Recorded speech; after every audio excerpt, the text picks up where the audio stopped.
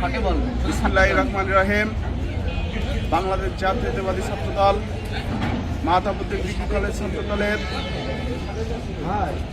নেতৃবৃন্দ সকলকে আসসালামু আলাইকুম। আগামী 12ই ফেব্রুয়ারি মহান জাতীয় সংসদ নির্বাচনের এই নির্বাচনে আমাদের প্রার্থী হয়েছিলেন রাশেদ খান।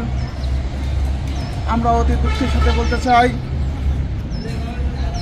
ধানের শীষের প্রার্থী হয়েও সে বিজয় হতে পারে নাই। কারণ একটাই, একটা স্বতন্ত্র নামক একটা ফ্যাসিস্ট এই কালীগঞ্জে 18 সালে আগমন হয়েছিল। 26 সালেও সে ফ্যাসিস্ট কায়দায় কাপ্রিস নিয়ে ভোট করেছে।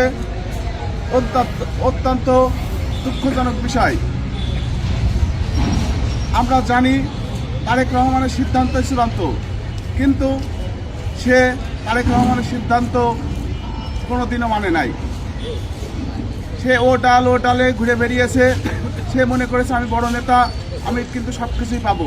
কিন্তু না, সে বড় নেতা হতে পারে, কিন্তু তারেক রহমানের চেয়ে বড় নেতা না। তারেক রহমানের সিদ্ধান্ত মানবা না, তুমি কি মানবা?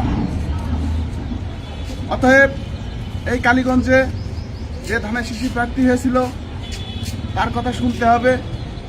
যারা সিনিয়র নেতৃবৃন্দ আছে, যেমন আমাদের নেতা হামিদুল ইসলাম আহমেদ, রাশেদ খান, এই কালীগঞ্জ তারাই চালাবে, তাদের মধ্য দিয়ে চলতে হবে।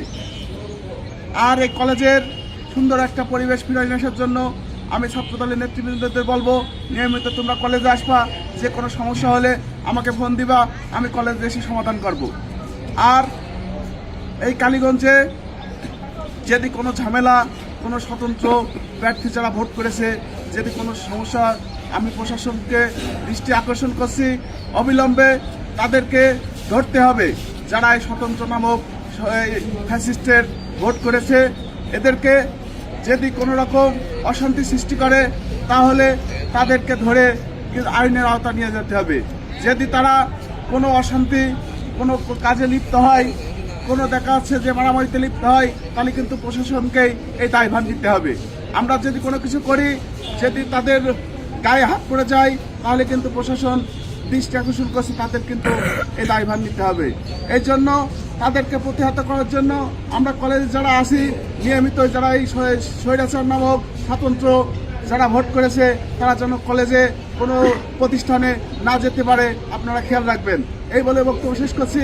বাংলাদেশ জিন্দাবাদ, তারেক রহমান জিন্দাবাদ, বেগম খালেদা জিয়া অমর হোক, জিয়াউর রহমান অমর হোক।